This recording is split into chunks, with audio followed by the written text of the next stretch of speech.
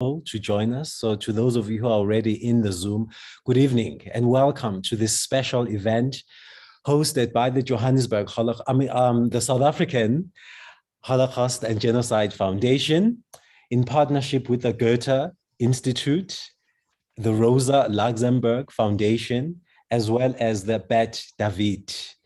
We are thrilled and honored to welcome all of you to this special commemoration of the November Pogrom, also known as Kristallnacht. Today, we remember the victims and also the survivors of the Holocaust. So to the survivors who are joining us today, welcome and thank you very much for being part of this special event. My name is Mdun Dooley, and I'm from the Johannesburg Holocaust and Genocide Center. It is a pleasure for all of us to welcome you tonight. Also, we are honored to have His Excellency German Ambassador Andreas Peschka. Ambassador Peschka, thank you also for being here with us.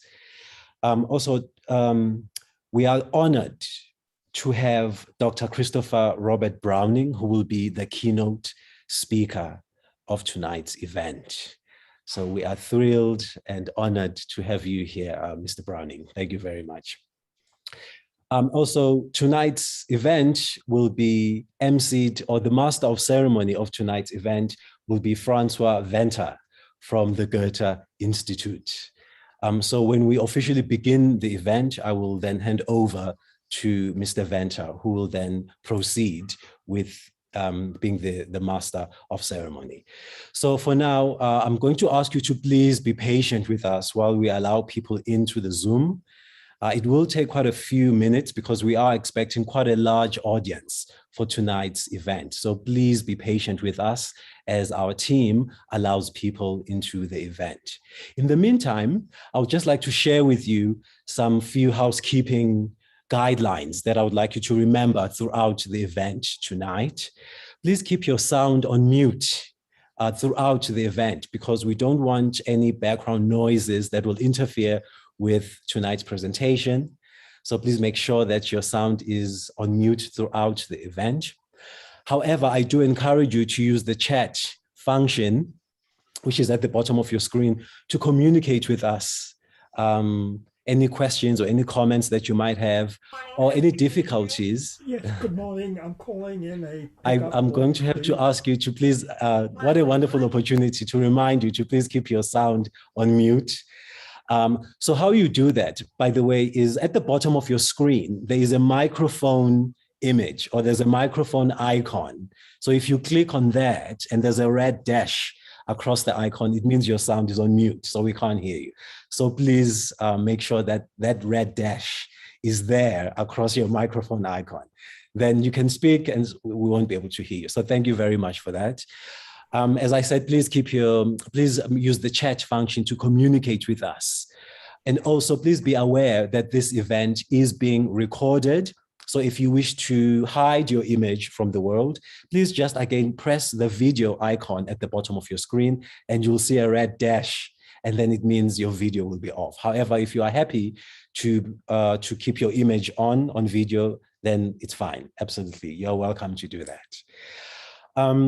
Let us take this opportunity to try and perhaps get to know one another by using the chat function. So I would like to ask you, those of you who've joined us already, can you please use the chat function just to let us know where you are joining us from, which city or which country you're joining us from, just by writing on the chat the name of the city. It's always wonderful for us to know how many countries are represented at such events and how many cities are represented at such events. So please just let us know where you're joining us from.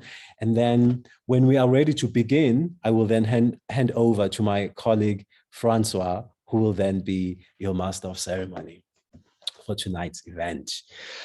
So as I said, we are expecting also an international audience. So we do have quite a number of people from all over the world. We have Doreen from the UK who's joining us from London. We have Francis who's joining us from Jersey City, from the United States. We have Penelope, who's joining us from Cape Town in South Africa.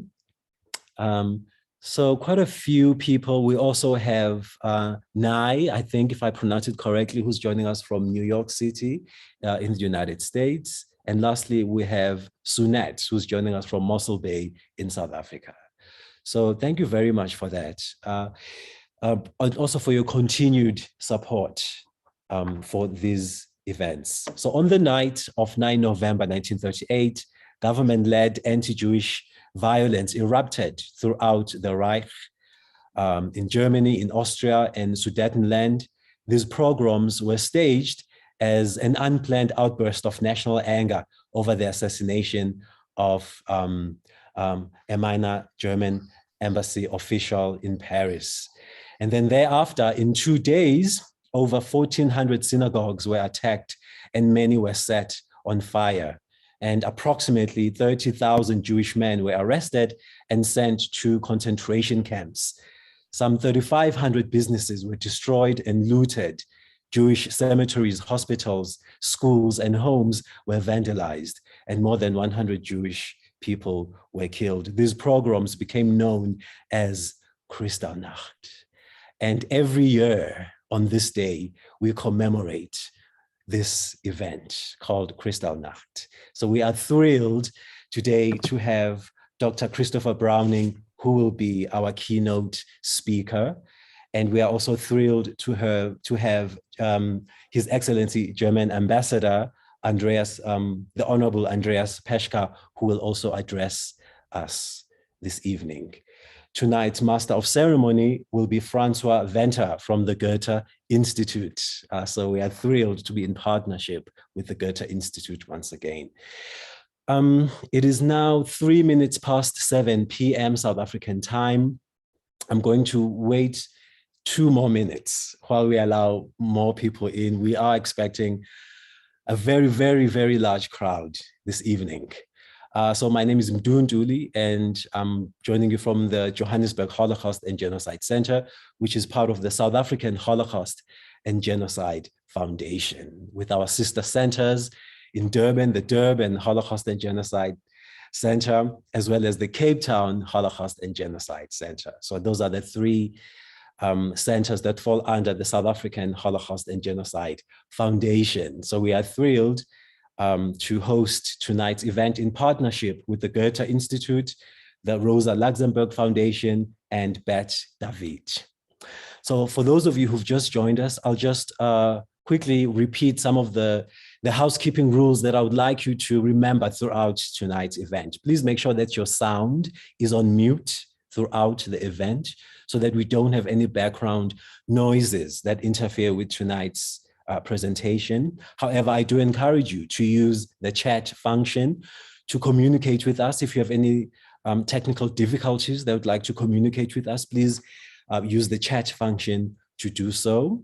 And also please be aware that this event is being recorded. So if you wish to hide yourself from the recording, please just cut your video. However, if you are happy for your sound, for your image to be seen by the world, you are most welcome to keep your video on. And also, for those of you who've just joined us, please tell us where you're joining us from. So I'm joining you from Johannesburg in South Africa. Could you please just use the chat function just to write down the name of the city and the country you are joining us from? It's always wonderful to know how many countries and cities are represented at our events. All right, it is now 7 p.m. South African time, and I will now, it is my privilege to hand over to our Master of Ceremony tonight, Mr. Francois Venter. So over to you, Francois. Thank you very much, Mdu. Good evening, ladies and gentlemen. My name is Francois Venter, and I work at the Goethe-Institut, which is the German Cultural Institute in Johannesburg. I work in the Cultural Programs Department, and it has been my honor and pleasure to have been part of a tradition of over 10 years now of an annual commemoration together with the Johannesburg Holocaust and Genocide Center, and the German embassy, embassies of several other countries, and often, as with this year, also the Rosa Luxemburg Foundation. Welcome to all of you to a very special event.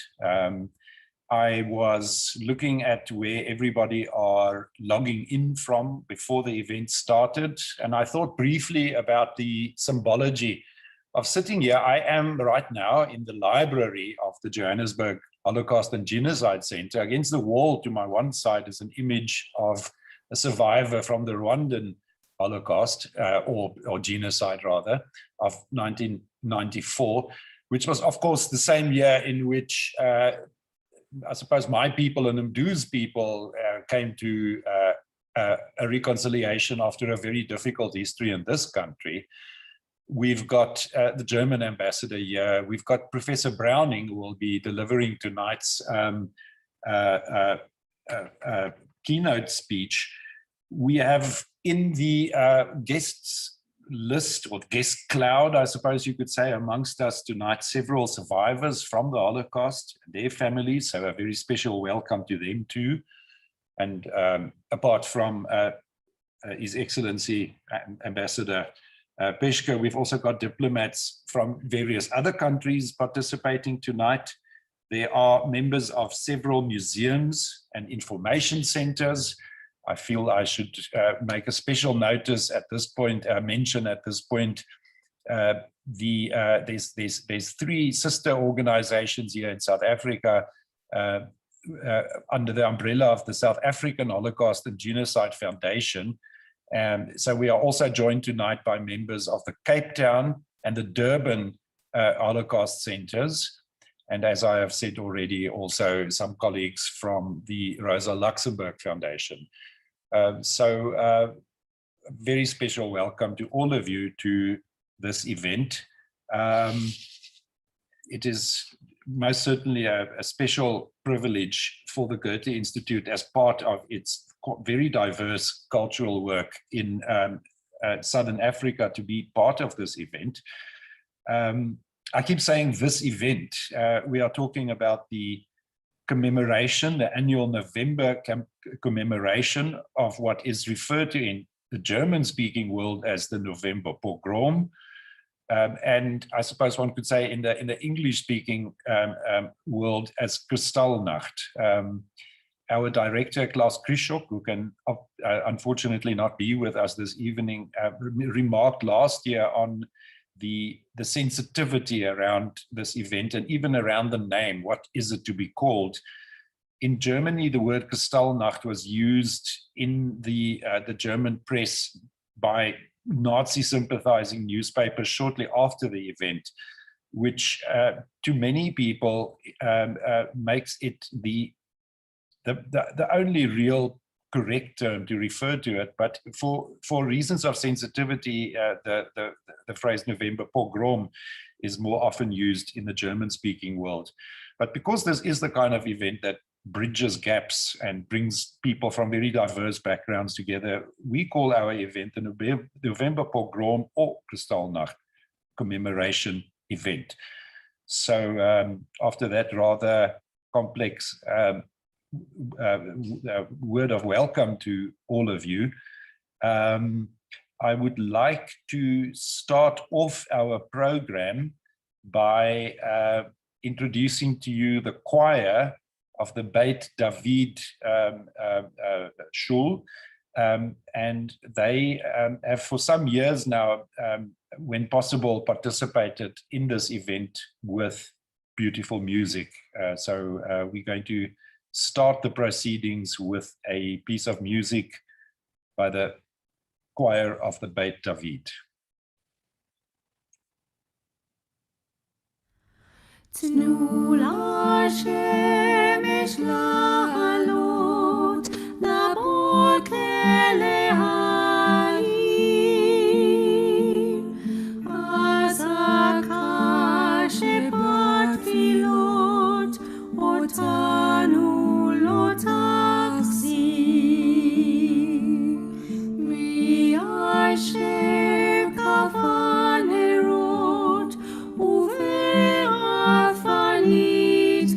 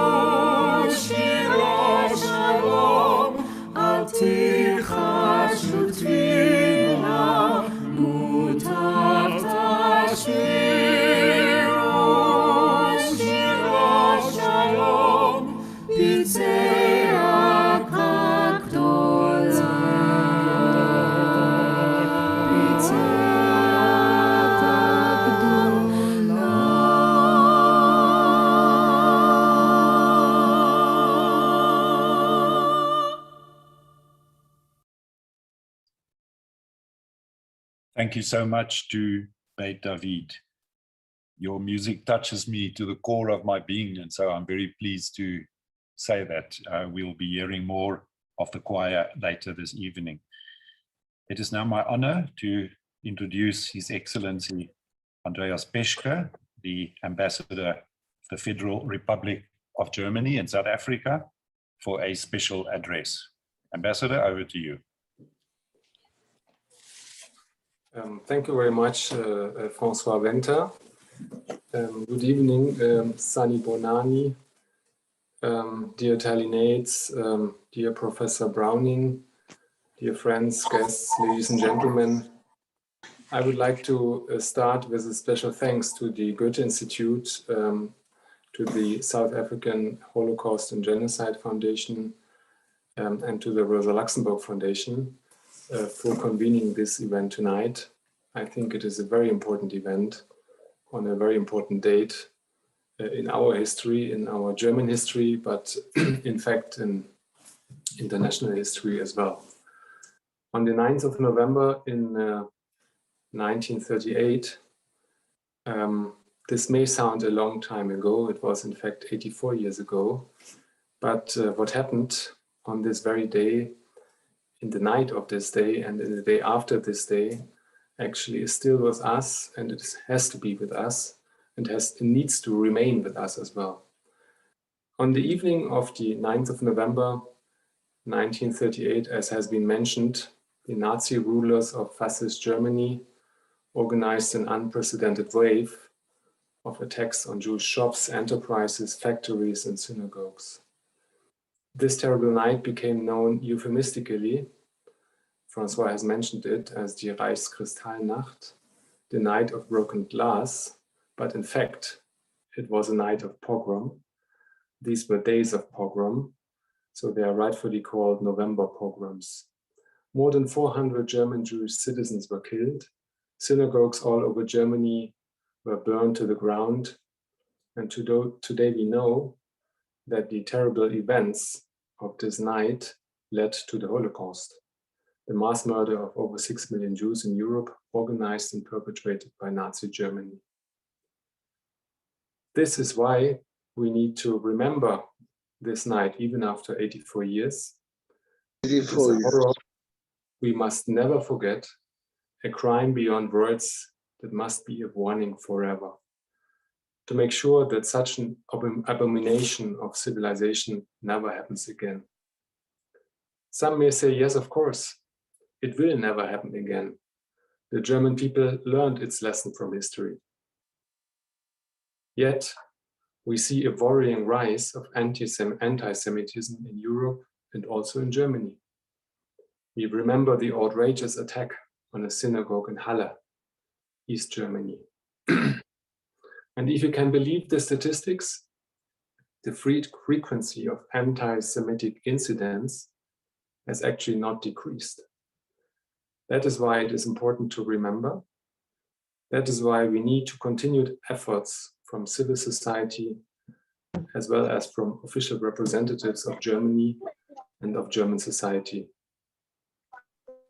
As Foreign Office, we have just undertaken an initiative to honor and commemorate former colleagues who were persecuted by the Nazi regime on account of their faith, origin, parentage, political beliefs, sexual orientation, or worldview.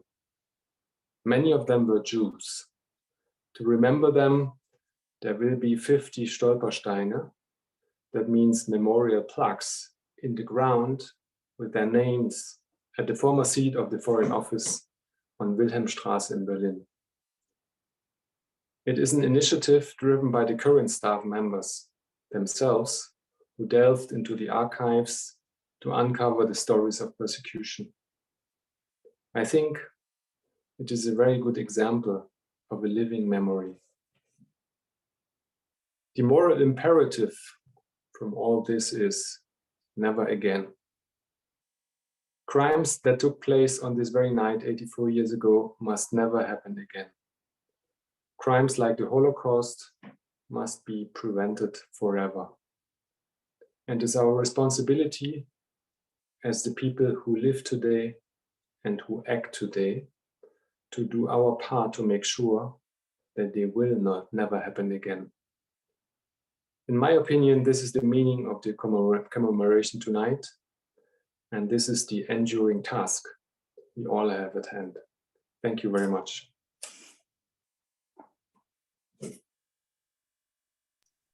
Thank you, Ambassador. It is now my honor to introduce the director of the South African Holocaust and Genocide Foundation, Charlie Nates, for a historical message and a moment of silence. Thank you very, very much, Francois. Thank you very much, Ambassador Peschke, for your first engagement with our centers and in South Africa and with our audiences. It is from Johannesburg that I am welcoming you all to our commemoration tonight. And it is heartwarming to see friends and colleagues from all around South Africa, but indeed from all around the world joining us today.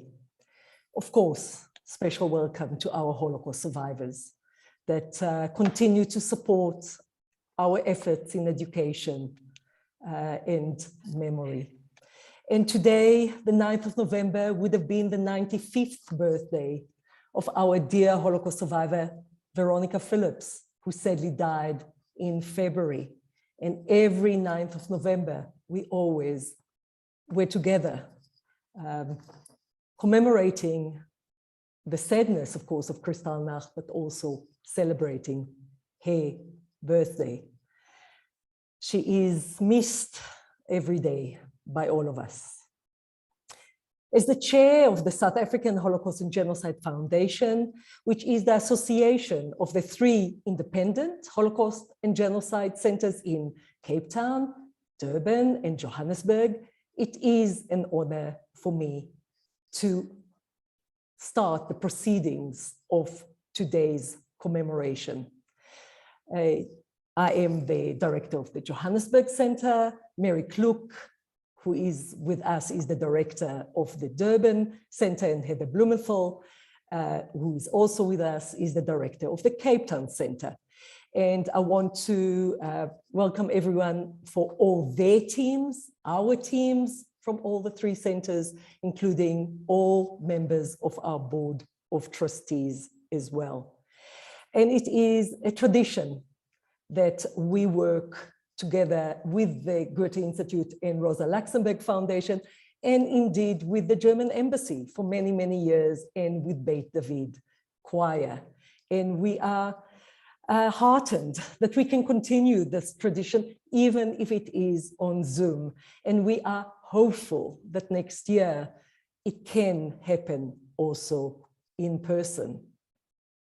Every year, the South African Holocaust and Genocide Foundation marks 2 dates on the, if you wish, calendar of remembrance, of education, and of reflection on the connections between the Holocaust and the present. Today, the 9th of November, we always commemorate and mark the November pogroms. On the 27th of January, Holocaust Remembrance Day, we always mark general commemoration of the Holocaust, but actually the liberation of Auschwitz, the largest of the killing centers in concentration camps.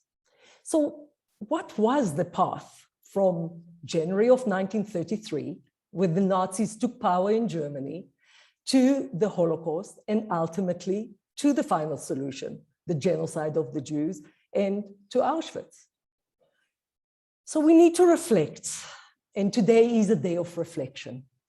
We need to reflect on how the Nazis used their extremist ideology, how they created a dictatorship, a totalitarian state, how they harnessed a legal system to implement this extremist ideology, how they divided and ruled through fear and terror, not only in Germany, but throughout occupied lands.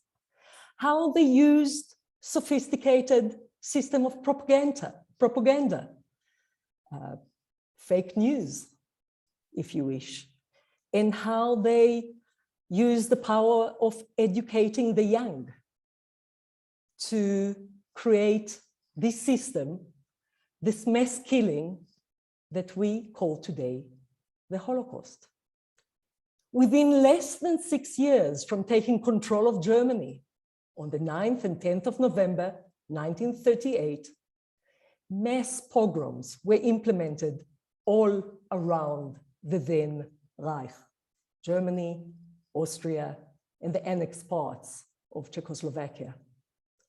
Those pogroms against the Jews included destruction of thousands of homes, apartments, businesses, property, synagogues, but also mass violence, rape, killings, and arrests of tens of thousands of Jewish men that were sent to concentration camps.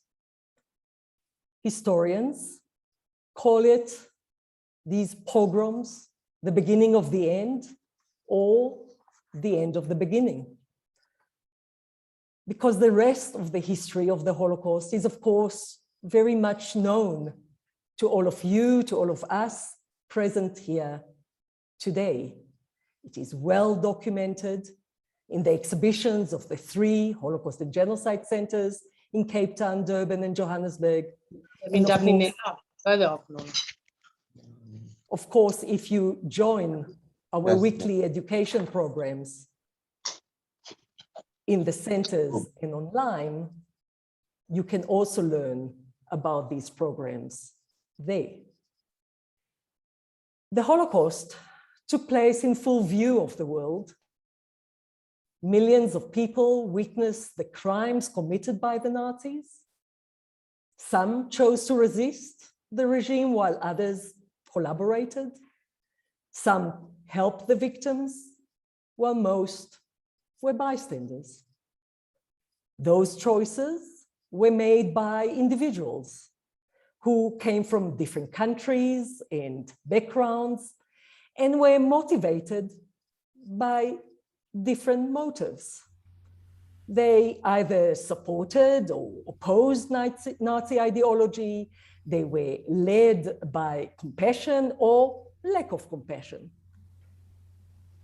They were greedy, or they were afraid. They were maybe motivated by religious or moral principles. And while some actions could easily be identified with one choice or another, others were ambiguous, or perhaps some moved from one choice to another. It is important to explore all those choices and dilemmas, as they all had immense consequences for the victims. And today, we will look at one of those stories. Sorry.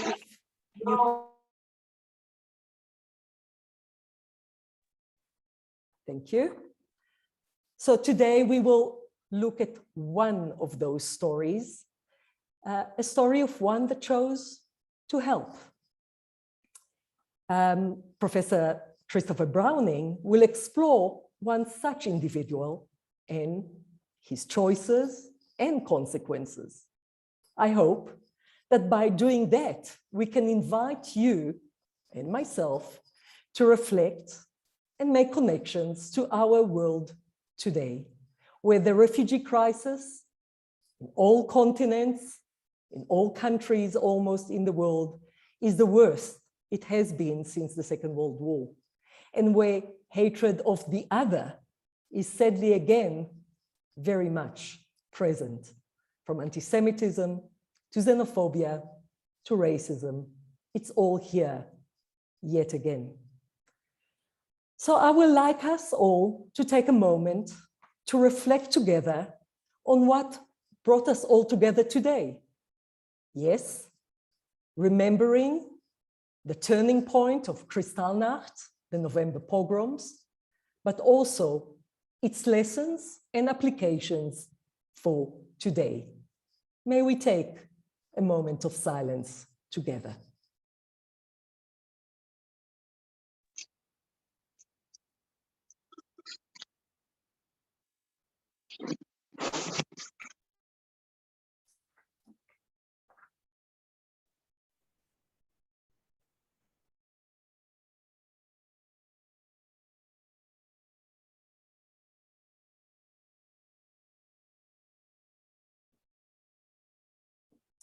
Thank you very much for thinking about these words together, and hopefully all of us will become people of action, not only of words, but be part of making the world a better place through our choices and actions. Our esteemed guest speaker, Professor Christopher Browning, by the way, was invited to be with us physically in person, not only in 2020, but also this year in 2021. But sadly, because of the pandemic, of course, he could not make the trip to South Africa. But I'm very grateful to him that he agreed to join us today as a teaser for next year, where he will hopefully join us in person in South Africa in November 2022. So thank you again for all of you for coming, and I look very much forward to learn from you, Professor Browning, today. Thank you. Thank you so much, Dali. Before I introduce Dr. Browning, I've already betrayed my liking for this. The David Choir are going to present a second piece of music to us, and then I will introduce Dr. Browning to you. Over to Beit David.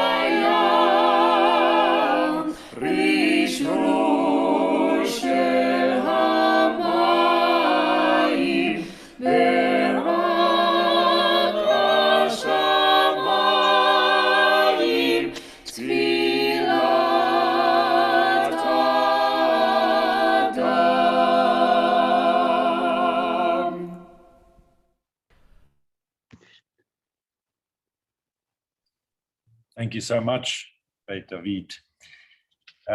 It's now my honor to introduce the keynote speaker of tonight, Dr. Christopher Robert Browning. Dr. Browning is the Frank Porter Graham Professor Emeritus of History at the University of North Carolina at Chapel Hill. A specialist on Holocaust history, Dr. Browning is known for his work documenting the final solution, the behavior of those implementing Nazi policies, and the use of survivor testimony. He's the author of 9 books, including Ordinary Men, 1992, and The Origins of the Final Solution, 2004. Dr. Browning taught at the Pacific Lutheran University from 1974 to 1999, and eventually became a distinguished professor. In 1999, he moved to the University of North Carolina to accept the appointment as Frank Porter Graham Professor of History. And in 2006, he was elected a Fellow of the American Academy of Arts and Sciences.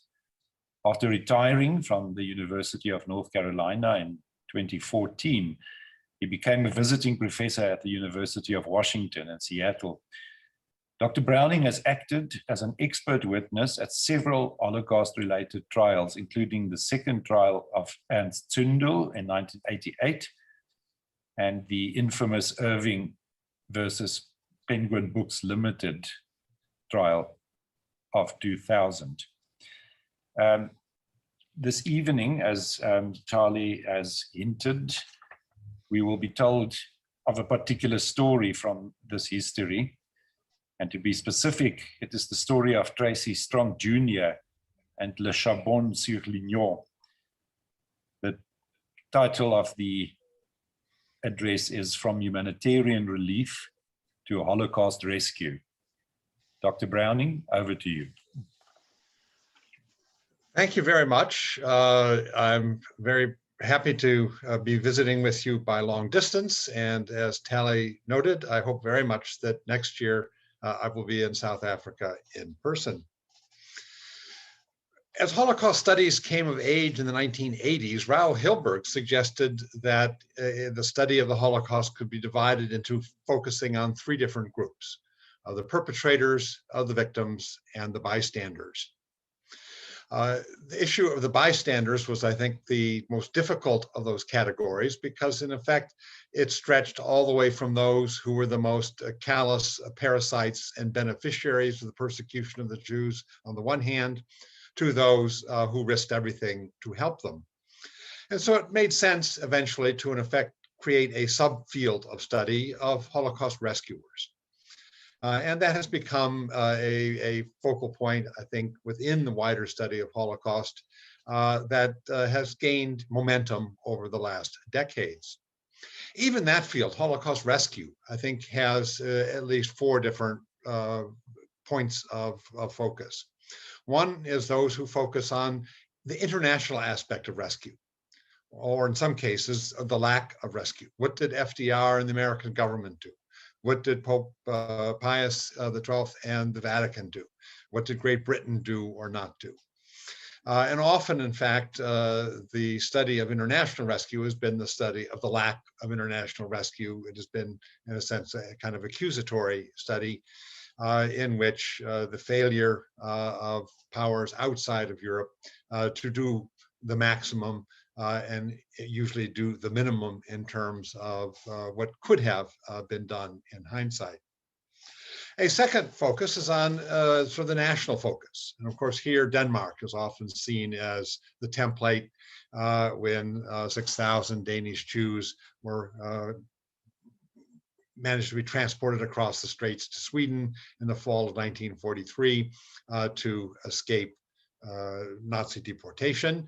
Perhaps less attention is paid to the remarkable story of Italy, which, though an ally of Hitler in many occupied areas of Europe, protected not only Italian Jews, protected foreign Jews, protected Greek Jews, Yugoslav Jews, until Mussolini was overthrown and Italy was driven out of the war. But that window of protection until the fall of 43 certainly allowed many Jews to survive that would not have.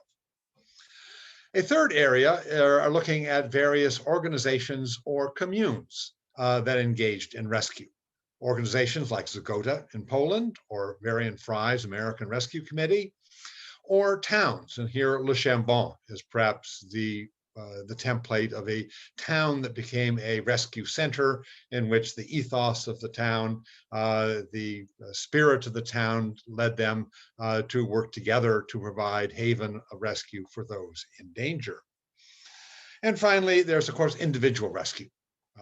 These are people often just on their own. Someone knocks on the door, asks for help. They hide individuals. They do this without outside connections, without institutional support. And of course, often the most remarkable stories of Holocaust rescue come from those that acted in this altruistic way. So now I want to talk about someone who in a sense covers in a sense includes three of those groups. Someone who is an individual that certainly went well beyond what one could expect, but was enabled to be an important individual rescuer because of his contacts both with the village of Le Chambon and with rescue organizations in Vichy France, southern France, that gave him access to the internment camps, particularly Gorges and Rivesaltes. And this is Tracy Strong Jr., a 26-year-old American. And part of the importance of the story, I think, is, how does a 26-year-old American living in Geneva, Switzerland, become a Holocaust rescuer? One question that isn't a mystery is his motivation. When one reads through his diaries and his letters, which I have done, he finds it very simple. He thinks the purpose of life is to help others. He is a helping person. That's just simply who he was. In that sense, this didn't require transforming his values or becoming something new. Throughout his life, he was a helping person, and for several years in the 1940s, this manifested itself in his opportunities that he seized to become a Holocaust rescuer. More important, or more interesting, more challenging for the historian is, in a sense, what he did and how he was able to do it. How does a 26-year-old American in Geneva, Switzerland, rescue Jews in southern France? And so part of this story will focus on the how rather than the why. The why is very straightforward. The how, I think, is much more complex. So who is Tracy Strong Jr.? He was born in Seattle, Washington in 1915. His grandfather was a Protestant pastor in the city of Seattle, who lost his church was in a sense driven out of his church in World War I because he was a pacifist and would not go along with supporting America's entry into the war. Here we have a photo of Tracy Strong during the war. You can see a very young man at that time. Tracy Strong's aunt was a famous figure in Seattle history, Seattle's most famous radical feminist. She was elected to the Board of Education in Seattle in 1916 and engaged in many progressive activities there. She supported the strike of mill workers in nearby Everett, Washington, that were sponsored by the International Workers of the World, the Wobblies. And then in 1919 supported the general strike in Seattle, which led to a recall election, and she was removed from her post in Seattle. She became dissatisfied enough with what she considered the reactionary American situation that she moved to the Soviet Union, where she lived until the late 40s, deciding that Stalinist Russia was too conservative. She moved to Mao's China and died in Beijing in 1970. Indeed, a very radical woman in Seattle history. So Tracy Strong did not grow up in a normal, average American family. His father, in fact, decided to leave the United States and take up a position working for the International YMCA in Geneva. And so in 1923, when Tracy's just 8 years old, the family takes a trip across the Pacific, around through Asia, across the Middle East, and arrives in Geneva, where his father becomes the director for the youth division of the International YMCA. And Tracy grows up attending French-speaking schools in Geneva, except for 3 years. 2 years he returns to the United States to go to school in the United States to make sure he can function in educated in English. And 1 year, 1932 to 33, is a year he spends in school in Germany. His parents send him there intentionally so he can master German as well. And of course, that's the year that Hitler comes to power. In the summer of 1933, as a very young man, he bicycled 2,000 kilometers around Germany in the summer after it had been taken over by the Nazis. He returns to the States in 1933 and goes to college from 33 to 37 to Oberlin College. Truth in advertising, Oberlin College is also my alma mater. I had no idea when I began this study that we would both have a Northwest connection and an Oberlin College connection, but that is part of the irony that came out of all of this. Oberlin was very welcoming to foreign students and to American students from abroad. It had a very strong international component. So Tracy Strong felt very welcome there. And then from 1937 to 1940, he attended the Divinity School at Yale. When he finished, he did not want to become an ordained pastor. He did not want to spend his life as a church minister, whether his grandfather's bad experience earlier was a part of that, I don't know. But in any sense, he wanted to return to Europe. Remember, this is 1940. He applied for jobs in Switzerland and was eventually offered a job with the European Student Relief Fund. This was an ecumenical group composed of Catholic, Protestant, and secular groups that took on the self-appointed task to kind of make sure there was not another lost generation of people in their late teens, early 20s, the college-age generation in World War II, as there had been in World War I. So he crosses the Atlantic on a boat to Lisbon, Portugal. Portugal was neutral. Travels to France, arrives at the French border in June of 1940, just as the German army arrived at the border. He had to wait a few weeks till rail transport was completed, takes the train across to Switzerland, and then has a very interesting first job. The International Red Cross, by the Hague Convention, was authorized to, in a sense, subcontract various groups to represent it in prisoner of war camps. And Tracy volunteered to go to Germany under this auspices. So working for the International Red Cross, he goes to central Germany, Kassel, and is assigned to basically a number of different POW camps, most of them holding French prisoners, some Belgian and English POWs, with the task of trying to help the prisoners to organize educational, cultural activities, to persuade German commandants that their job will be easier if they make the life of their prisoners less unpleasant. And so he learns how to negotiate with Nazi commandants and how to operate in an atmosphere where he has to very strictly follow the law. He assumes there's Gestapo around every corner and that he has to be utterly careful about what he is doing. And this occupies him through the fall of 1940 until the Germans then ban him from further entry into the POW camps, and he returns to Switzerland in the spring of 1941. At that point, Vichy France, the southern part of France that was not occupied by the Germans, but had its own puppet government under Marshal Pétain, has set up a series of internment camps in the south that in the interwar period, France had been one of the most generous recipients of refugees in the post-World War I period. But by 1938-39, when the Germans occupied Austria and the Czech territories, the last flood of refugees, France reached that point where they said, we're satiated, we can't take any more. And then in the spring of 1939, Franco's armies conquered Catalonia, Barcelona, and 400,000 Spanish refugees swarmed over the Pyrenees into southern France. And the response of the French was to build a series of internment camps to put the Spanish refugees in them because they didn't want them running all over the country without anybody sort of keeping track of them.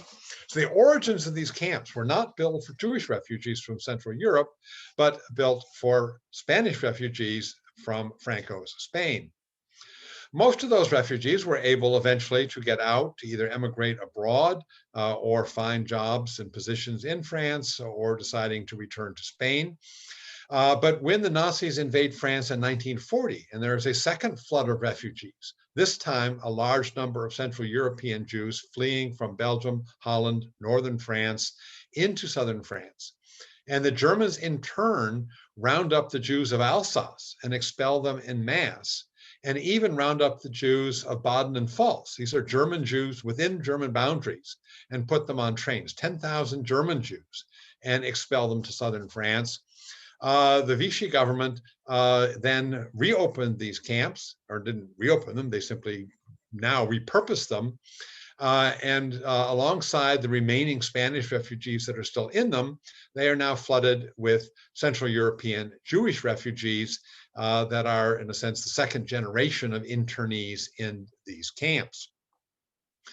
The YMCA in France, under a man named Donald Lowry, working with other relief groups that were trying to help the refugees in these camps, put out the call for volunteers to come to these camps and to try to make life better. And since Tracy Strong was one of those rare Americans that spoke German and French as well as English, he now volunteered and went to southern France. And it turned out that he came very much at the center now of the humanitarian relief effort in these camps. Because two things happened in the fall of 1941, or actually in the fall of 1940, spring of 1941. One is the international press covering these camps basically reported how terrible the conditions were, and the Vichy government was quite embarrassed and decided it had to do something to improve its image. And so it agreed that relief organizations could come into the camps, and even agreed and in fact asked them to organize a central committee between these 29 relief organizations that now began to arrive to coordinate a division of labor so they didn't duplicate each other. And this became the so-called Nîmes Committee. And the man in charge, the chairman, was Donald Lowry of the YMCA. And he asked young Tracy Strong to be his secretary. So he was the secretary of this 29 institution group trying to organize the most efficient way to bring relief into these camps in southern France. The second thing that happened was that the Vichy government agreed that the more people that could get out of the camps, the better, so that if one could find a job or find a sponsor outside the camp, they could leave. Particularly for children, if groups that would sponsor children's homes and orphanages and provide places for people to leave, they could leave.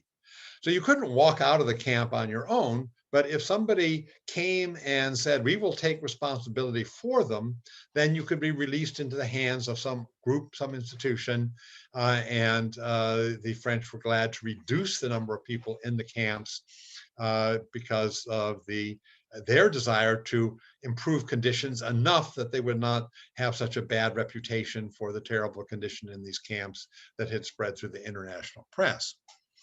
So Tracy Strong is working out of Geneva. He's also working out of Marseille, where the YMCA is headquartered in southern France. He's working out of Nîmes, where the committee meets periodically. And he's traveling from place to place in southern France. There were 49 different camps on his list, the most important of which were Gours and Rivesaltes.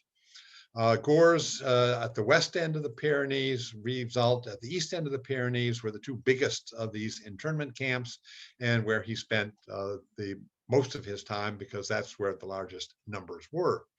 And his particular task was try to improve the cultural, educational life of people there.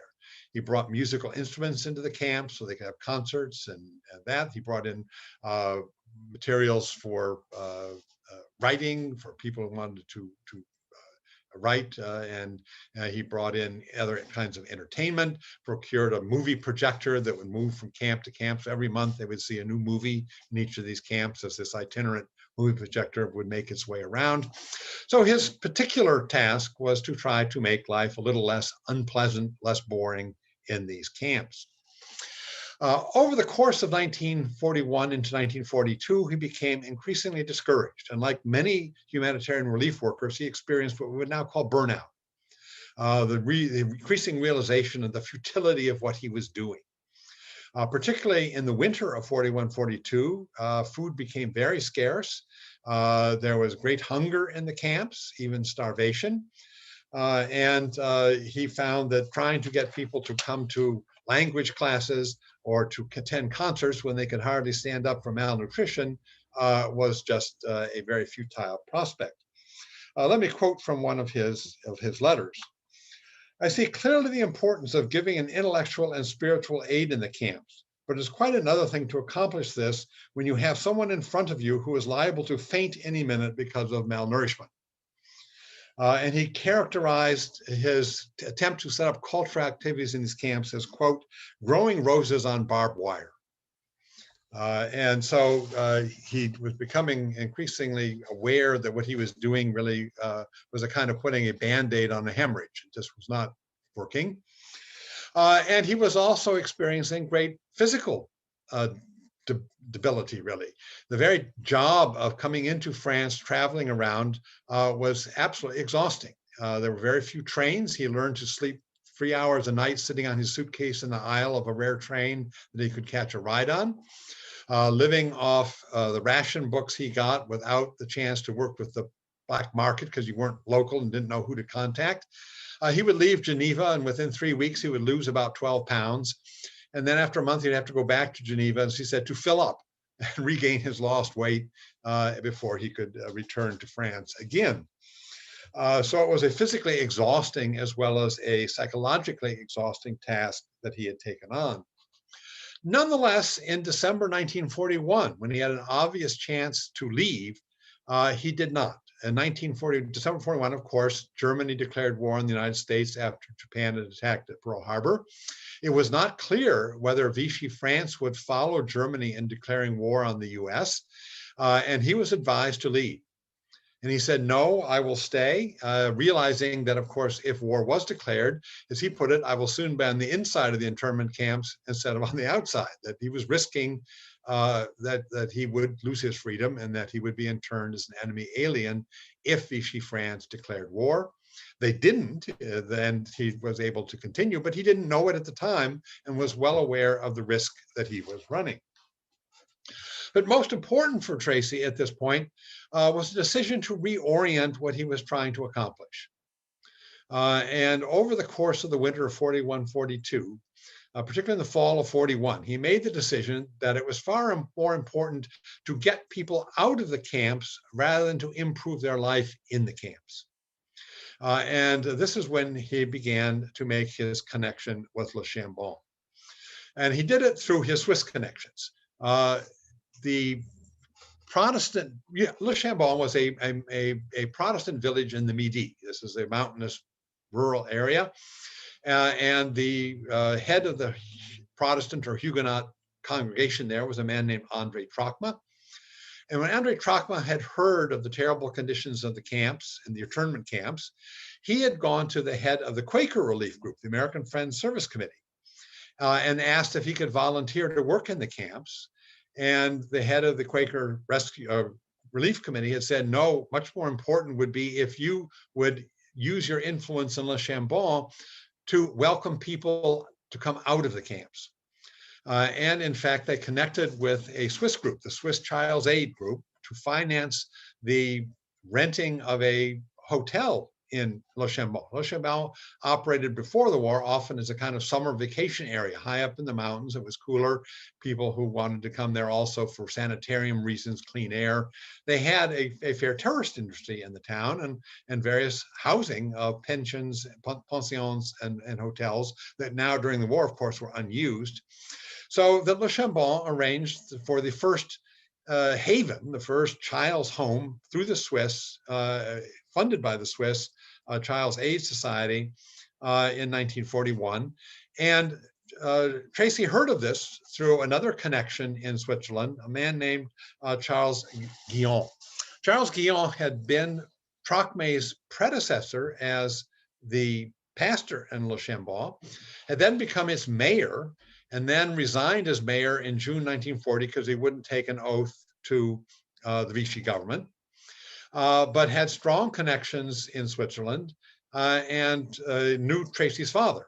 And so really through that connection, Tracy heard of Le Chambon, travels to Le Chambon in October 41, meets Trocmé. Trocmé drives him around till they find a building that they can rent, which was called La Maison des Roches, and that he could get funding from the Americans this time to rent this building. And now the task is to get both the French authorities in the department of Le Chambon to agree to take Jewish refugees out of the camps, and to, of course, go to the camps and agree to get the commandants to release the Jewish refugees. What we see here is a picture of the patio on the front of La Maison des Roches. It's on the outskirts of Le Chambon, where you can visit today. There's a teeny, teeny little plaque in the bushes, but otherwise it is not marked in any way. But Tracy, through Guillaume, is put in contact with a man named Robert Bach, who is the department, the prefect, and he agrees that he will allow refugees to come in if they are put up in the Maison des Roches and paid for by others. So they have a sponsor. And in this case, the cover is they're not children. They're not adults with a job. They're not children cared for in a child's home. They're going to be college-age students, and this is going to become a school. So it's going to be the cover, the legal category in which these people will be brought out of the camps into Le Chambon is to attend school, which will be organized at the Maison des Roches.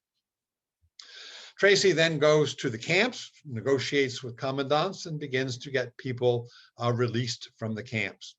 So starting in February, you have a trickle of young men, these are people in their late teens, early 20s, being released from Rivesaltes and Gurs, coming to Le Chambon, and a small faculty is hired that they are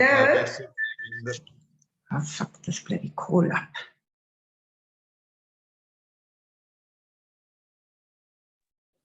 Sorry, Chris, can you unmute yourself? We had a problem. Sorry.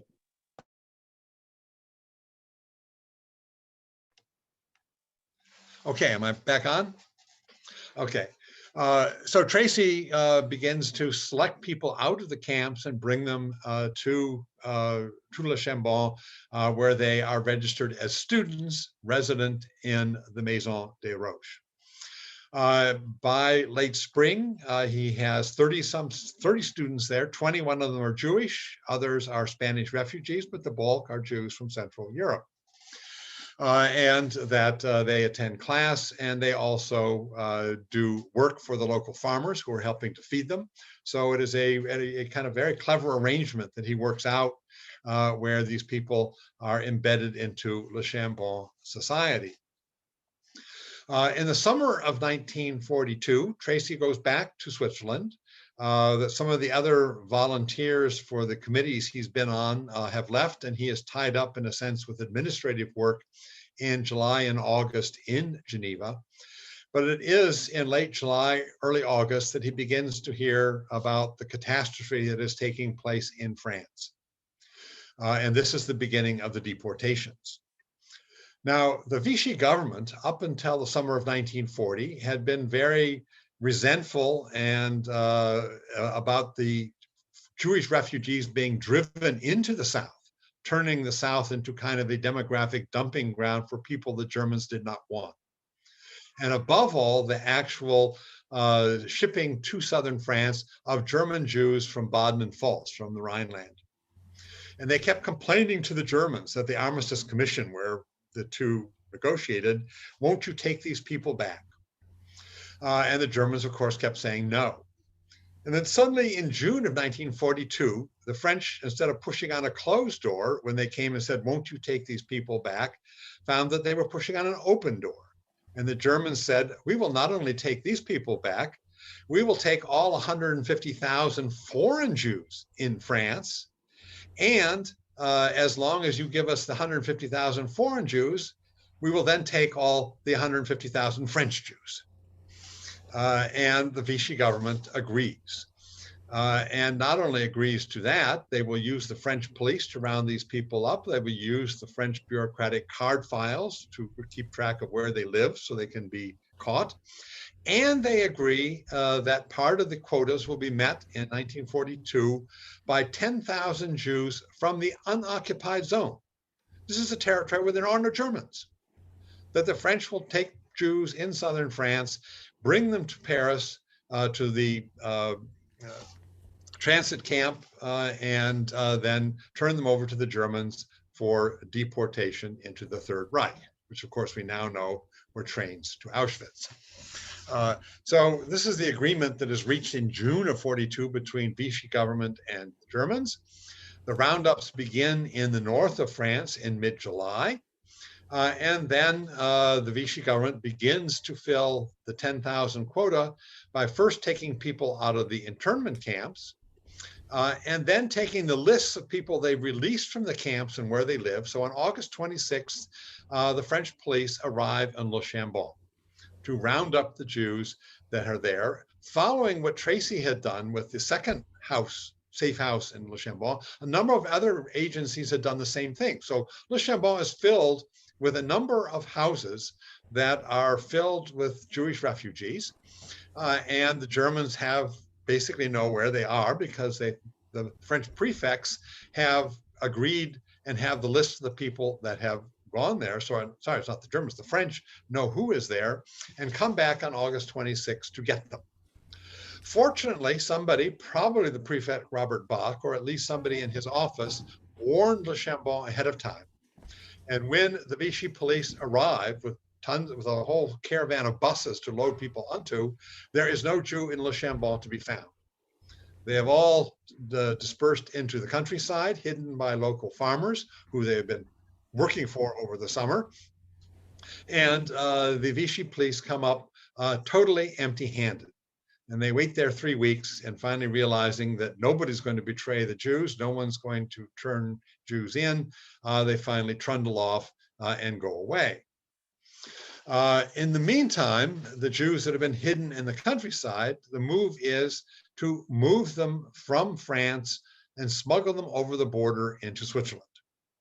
And there is a big wave then, of course, of French Jews fleeing and foreign Jews fleeing France into Switzerland in August and in early September. And of the 21 Jews who had been at La Maison des Roches, all of whom were hidden, 16 get across the border. But then, unfortunately, and Tracy Strong, in fact, meets them when they come across the border, arranges for their papers with the Swiss, helps them in getting settled in Switzerland in August, and then realizes that not all of them have made it. And it turns out that on September 26th, the Swiss reversed their policy, feeling they too are now being overwhelmed and saturated, reverse their open border and seal it.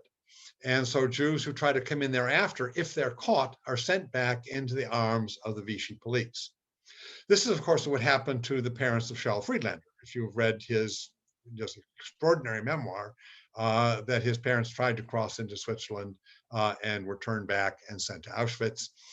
The last 5 Jews that had been in the Maison des Roches are caught by the Swiss police, turned over to the French police, put in handcuffs, and sent all the way across back to Rivesaltes, where they had started in February earlier before Tracy Strong had gotten them out.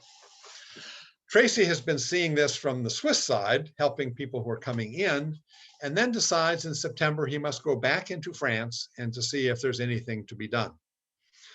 His first trip into France in September, nothing can be done. He can't get any more people out of the camps. And he realizes at this point, just how desperate the situation is becoming. This is when he also learns, in fact, about Auschwitz and not the whole extent of the Holocaust in Europe, but at least about the fate of those who were departed. And let me quote from his letter writing back to his parents after his first trip to France in September of 42. He writes, "I don't think I can exaggerate the deportation of the Jews. it is hard to see some of your good friends put on boxcars and sent away without being able to raise a hand to help them at all. I've been able to stay with them to the last minute, but that doesn't change anything. I'm really becoming to believe in, in demonic forces that are greater than any one person or group of people. In no place do decisions become far-reaching, really matters of life and death. He does at this point realize that the fate of the deportees is death itself. He decides he goes back to Switzerland at the end of September and then decides he will go into France again in October of 1942. He arrives at Rivesaltes exactly when his 5 Jews from the Maison des Roches have been captured on the French border and are sent back to Rivesaltes.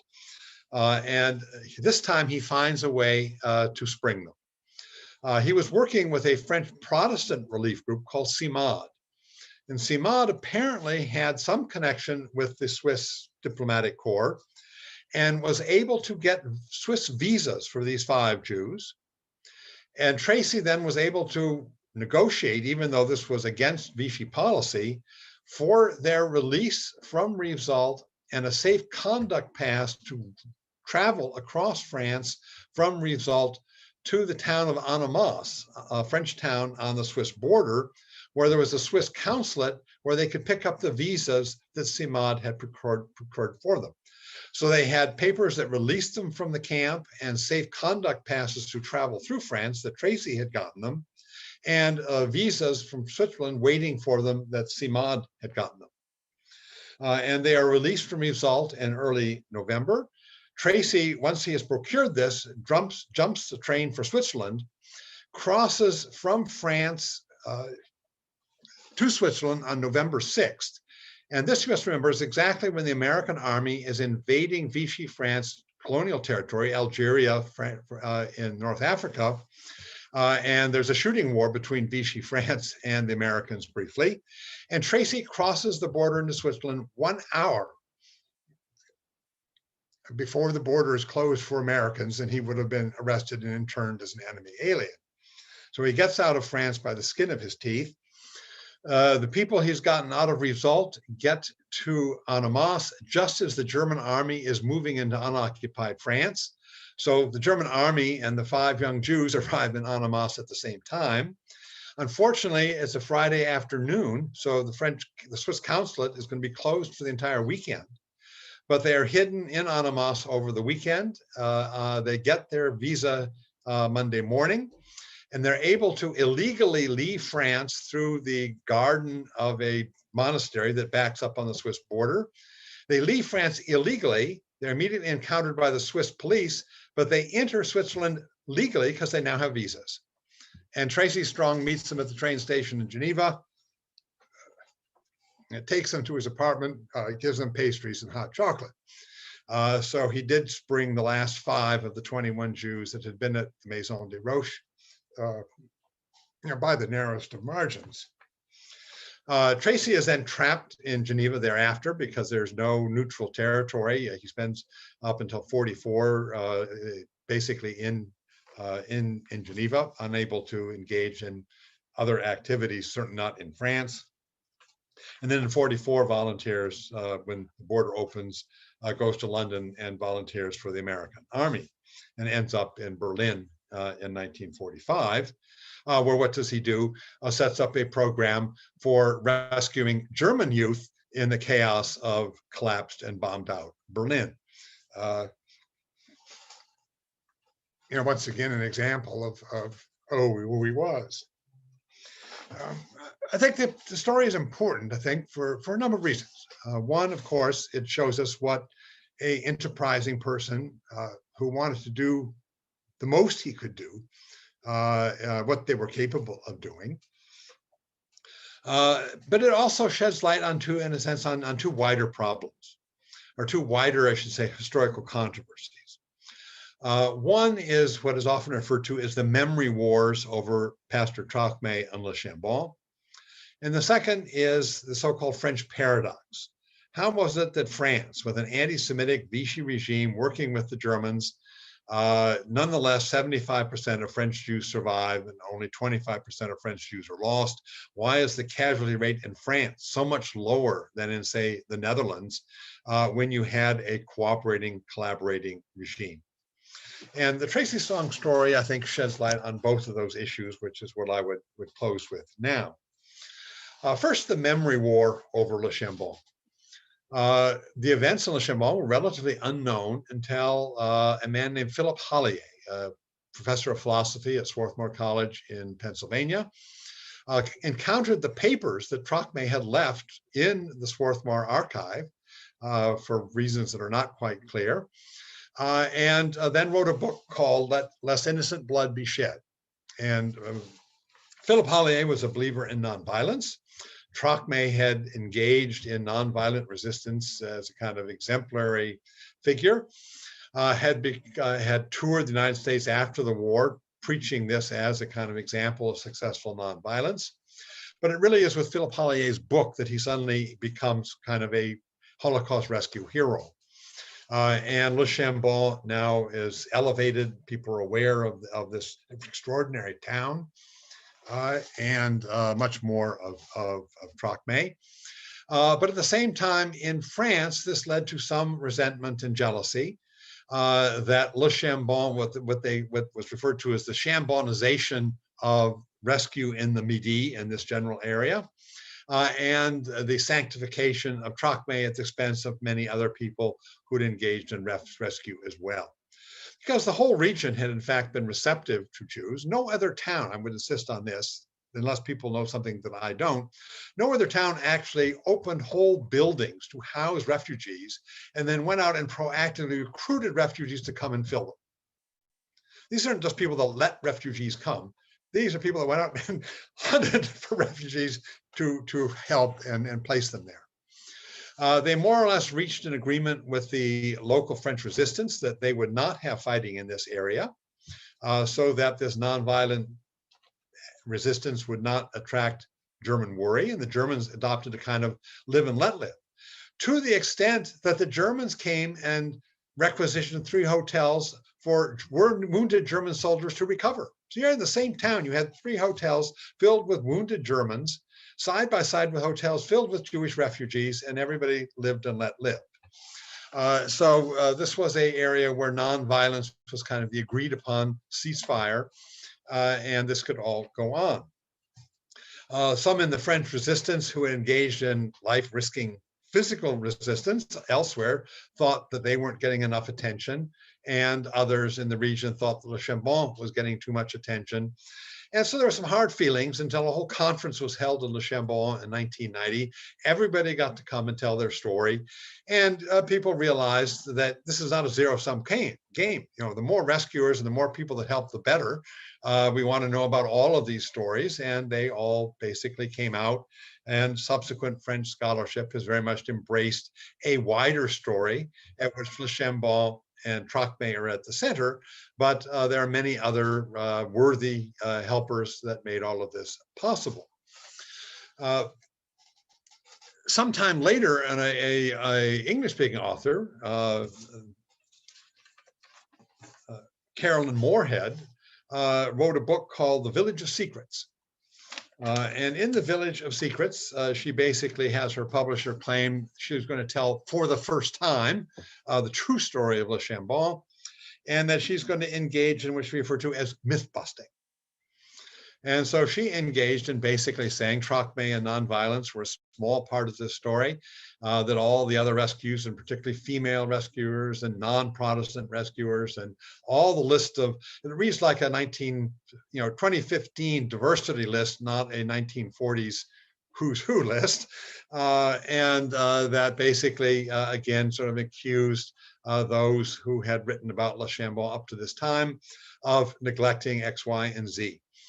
And she attacked Philip Hollier very fiercely, and she also attacked Pierre Sauvage. Now, Pierre Sauvage was born in Le Chambon to Jewish refugees in 1944, and in the 1980s released a remarkable documentary film called Weapons of the Spirit, in which, in fact, he interviewed for the first time many of the women who were rescuers, had them on camera, and apparently Carolyn Moorhead had no problem both blaming Halle and Savage for not paying attention to women rescuers while quoting the interviews of the women rescuers in Pierre Savage's film, which is, I guess we would say, chutzpah of the nth degree, certainly hypocrisy of the nth degree. In any case, the problem here was, of course, almost all of the story of Le Chambon was based upon post-war testimony. And so it was now claimed this was all a post-war invention. This was all inflated. The importance of Tracy Strong's diary and letters, as they were written in 1942, 41, fall of 41, when he goes there. And it's absolutely clear that Trocmé and the Huguenot Committee were pivotal to this. They're there that helped get it started. It gains momentum. Many other people come in. But the notion that Trocmé and the Huguenot community were some post-war PR invention that has blown their role out of all proportion is simply false. And the papers of Tracy Strong and his story with contemporary documentation prove that, to my opinion, beyond any doubt. So rescuing Le Chambon and Trocmé from the myth-busting of Carolyn Moorhead is one historical issue that I think is important in this story. The second is the paradox. How do we explain why in France 75% of Jews survive? Here we can see that you had a period in which Vichy France has no German occupiers, but not only has no German occupiers, has 29 international rescue groups, Jewish and non-Jewish, French and non-French, all operating, creating organizations and institutions and patterns of behavior that when the deportations begin, they already have in place a rescue mechanism. They didn't have to start from scratch. They know how to get people out of the border into safe houses. They know how to get people over the border. They know who they can trust, how you move people from one area to another. So it was, I would argue, one unique feature of southern France, unlike any other region of the Nazi occupation, is that you had this network of rescue groups ready to shift from legal to illegal activity and from relief to rescue. Certainly, Tracy Strong was ahead of that in terms of shift from relief to rescue and when setting up the safe house to begin with. But you had people and processes already in place that could be mobilized instantly, so that the German capacity to capture Jews in southern France was far reduced, much less than, say, in the Netherlands or other countries where they may not have had a collaborating government, but the Jews were trapped and could be rounded up and taken fairly easily. In southern France, that proved to be a much more difficult task. So we certainly know that, dictatorships, persecuting regimes fear dissident individuals, but for them, the real challenge is people working in concert. And when you have people able to work in organizations, when you have not only individuals like Tracy Strong, but working in the network of villages like Le Chambon, working with the networks like the YMCA, the American Friends Service, CIMAD, that regimes can be really effectively challenged. And that, I think, is one of the key lessons of the Tracy Strong story. Thank you very much.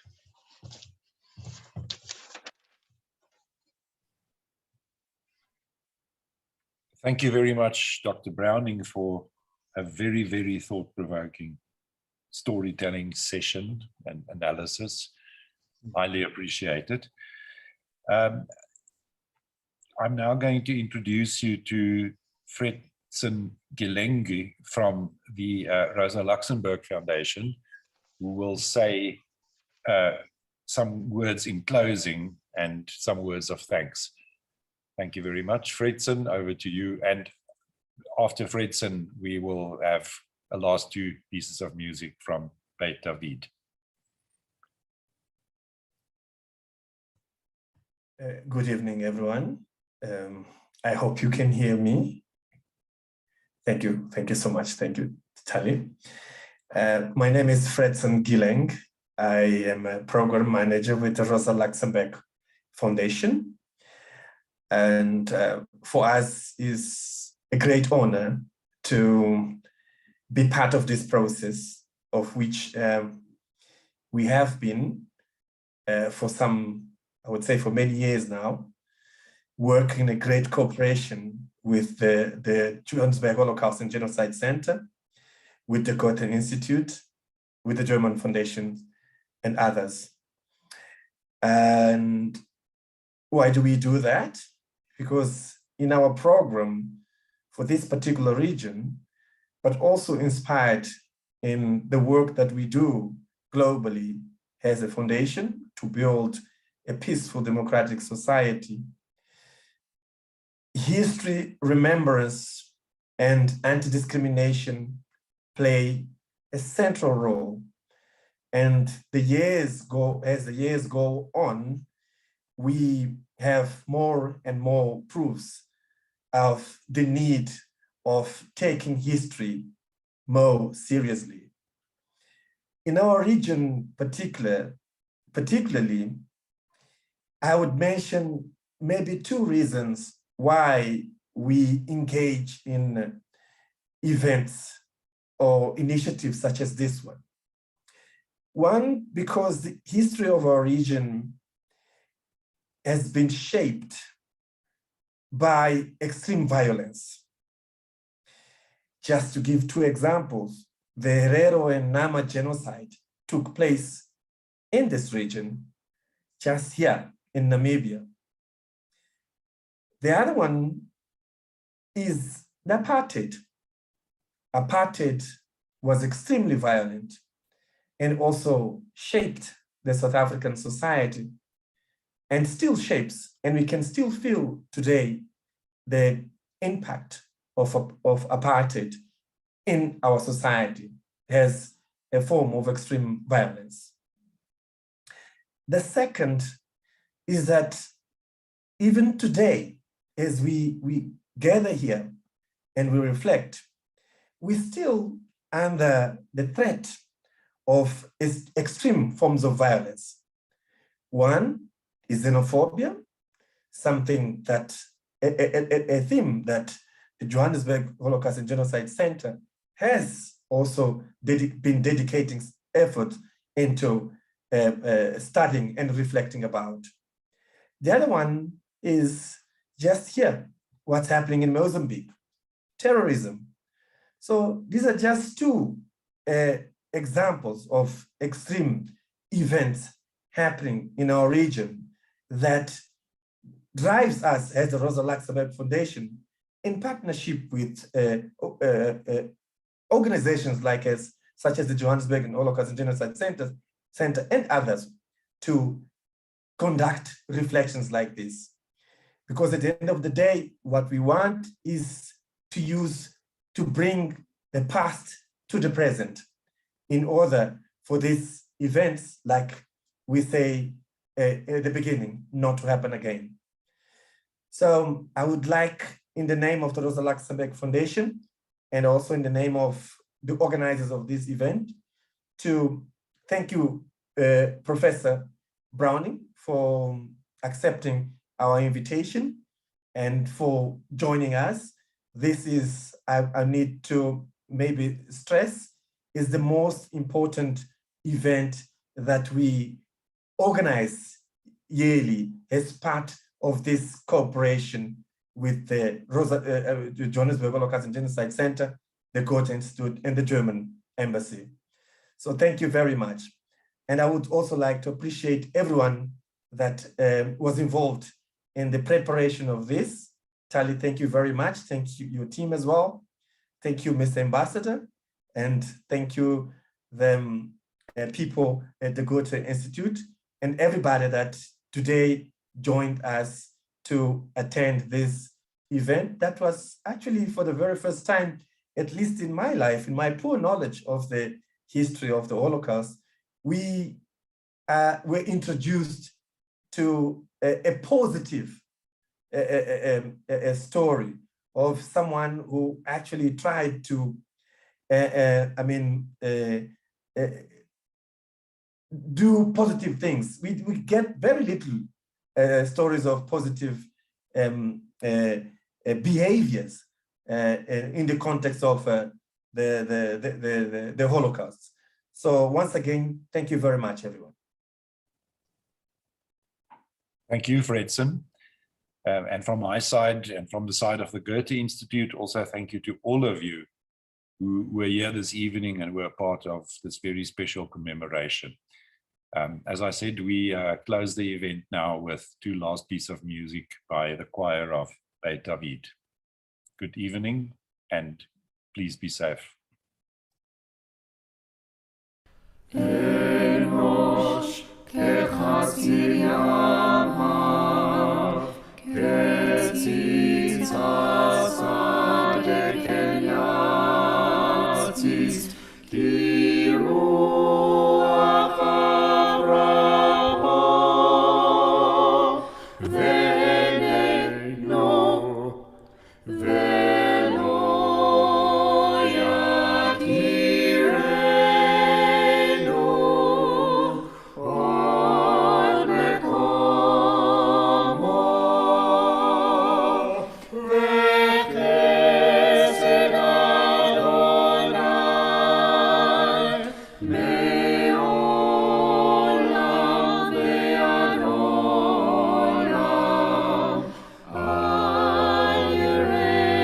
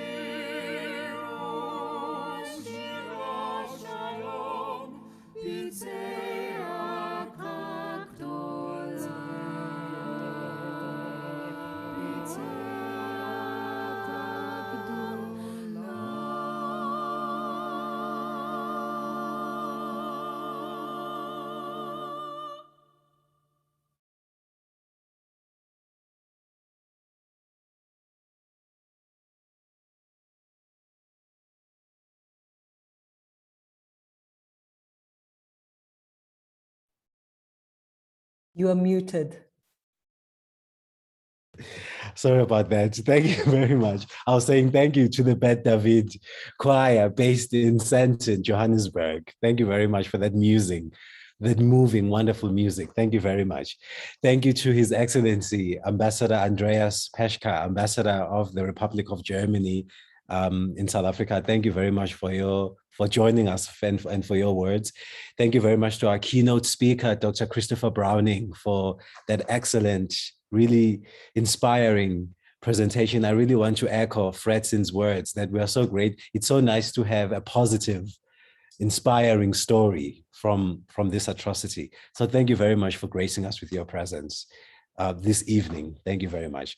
And hopefully maybe next year we will be able to see you in person, in real life. So hopefully, thank you very much. Thank you to the South African Holocaust and Genocide Foundation and the 3 directors of the 3 centers. Thank you to Tali Nates, director of the Johannesburg Holocaust and Genocide Center. Thank you to Mary Klug, director of the Durban Holocaust and Genocide Center. And thank you to Heather Blumenthal, director of the Cape Town Holocaust and Genocide Center. Thank you also to the Rosa Luxemburg Foundation for your continued support. Thank you to Fredsin Guilengue. I hope I'm pronouncing that correctly. Thank you very much for gracing us with your presence. Thank you to the Bet David Choir for your music and for your inspiration. And thank you to the Goethe-Institut for your partnership, for your continued partnership. We really value your partnership. Thank you very much. And of course, thank you to our Master of Ceremony tonight, Mr. Francois Fenter. Thank you very much for your mastery in moderating tonight's conversation and presentation and event. Thank you. I wish you all health, good health, and all the best until we meet again next year. Hopefully it will be under the same roof next year. Farewell until then. Good night and be safe. Thank you.